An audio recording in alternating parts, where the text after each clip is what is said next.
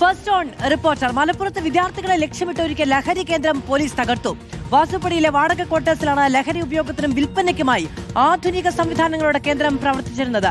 നാട്ടുകാർ സംശയം അറിയിച്ചതിന് പിന്നാലെ പോലീസ് നടത്തിയ പരിശോധനയിലാണ് ലഹരി കേന്ദ്രം കണ്ടെത്തിയത്. 685 ഗ്രാം കഞ്ചാവും പുകവലിക്കാൻ ഉപയോഗിക്കുന്ന 3 ഫർണസുകളും പോലീസ് കണ്ടെടുത്തു. തിരുനാവായ സ്വദേശി മുഹമ്മദ് ദിൽഷാദിനെ പോലീസ് കസ്റ്റഡിയിലെടുത്തു.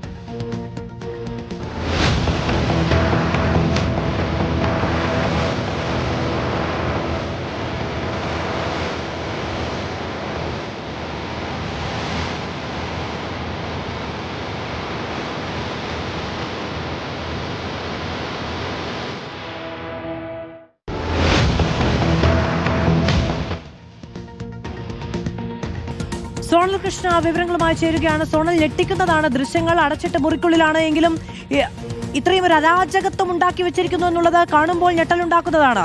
എത്ര കാലമായി ഈ കേന്ദ്രം അവിടെ പ്രവർത്തിക്കുന്നു?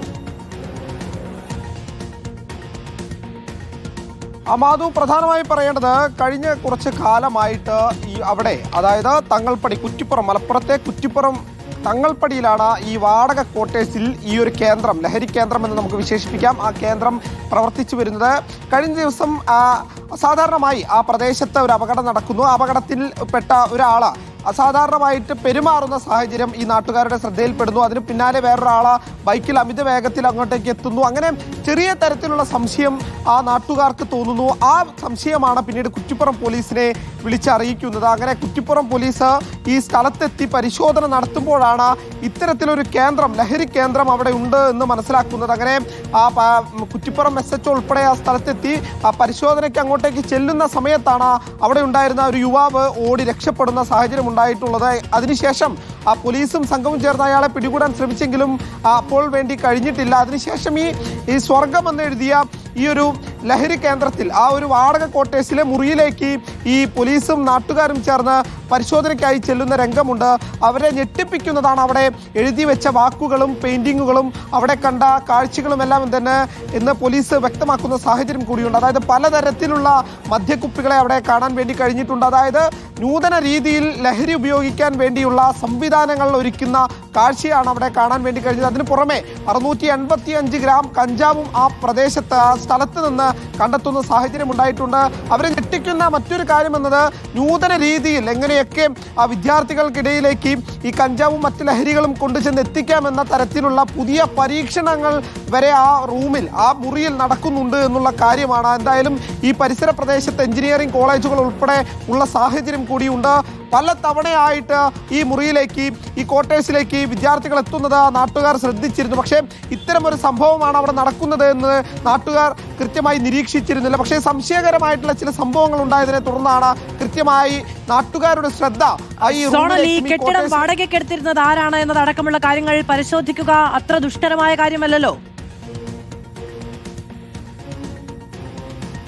തീർച്ചയായിട്ടും അതുമായി ബന്ധപ്പെട്ട് ഒരു 23-കാരനായിട്ടുള്ള ചെറുപ്പക്കാരനെ, തിരുനാവായ സ്വദേശിയാണ്, അയാളെ പോലീസ് പിടികൂടി റിമാൻഡ് ചെയ്തിട്ടുണ്ട്.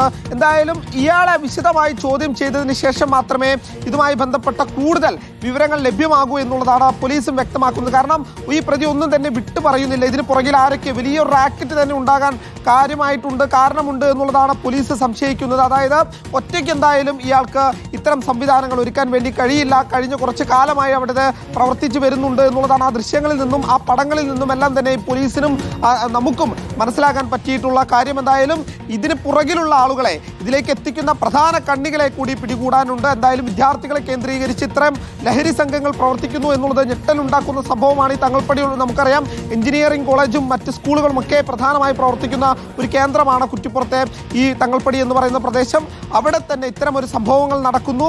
ഇത്തരത്തിലൊരു ലഹരി കേന്ദ്രം തന്നെ അവിടെ ഉണ്ടാക്കിയെടുക്കുന്നു എന്ന് പറയുന്നത് ആശങ്കപ്പെടുത്തുന്ന കാര്യമാണ്, പേടിപ്പെടുത്തുന്ന കാര്യമാണ്. എന്തായാലും പോലീസിന്റെ ആദ്യഘട്ട ഇടപെടൽ അത് കൃത്യമായി ഫലം ചെയ്തു. നാട്ടുകാരുടെ ഇടപെടലും നമുക്ക് പ്രധാനമായി എടുത്തു പറയേണ്ടതാണ്. നാട്ടുകാർക്ക് ആ സംശയം തോന്നിയതിനെ തുടർന്നാണ് അങ്ങോട്ടേക്ക് പോലീസിനെ വിളിക്കുന്നതും പോലീസ് എത്തി ആ പരിശോധന നടത്തും. എന്തായാലും ഇതിന് പുറകിലുള്ള ആളുകളെ കൂടി കണ്ടെത്തേണ്ട സാഹചര്യമുണ്ട്. നിലവിൽ ഈ 23-കാരൻ, തിരുനാവായ സ്വദേശിയായിട്ടുള്ള 23-കാരൻ റിമാൻഡിലാണ്.